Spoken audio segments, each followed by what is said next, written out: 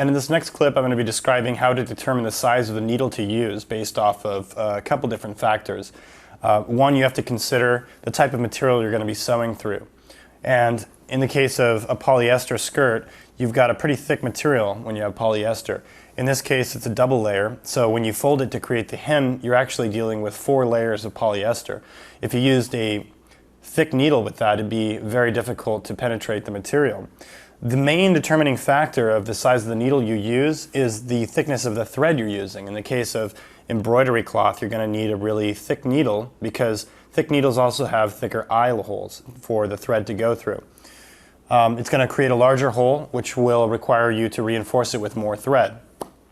In the case of men's slacks, you're dealing with material that's not going to be as thick as the polyester, so you're going to want to use a medium-sized needle as far as just penetrating through the material. And in the case of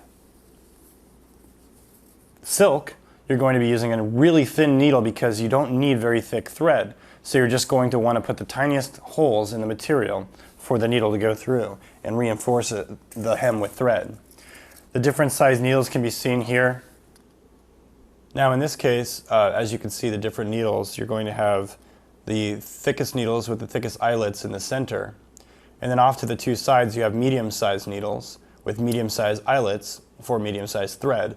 And typically that would be a standard size that I would use with most materials, cotton and otherwise. On the sides you have the very smallest of the thinnest of the needles.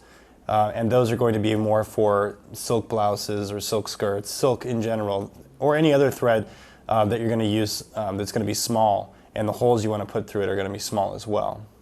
So the most important factor to think about when determining what size needle you're going to use is going to be the size of the thread you're going to use. Is it going to be a medium to small size thread or a larger size thread, which is determined by the material you're going to be sewing through.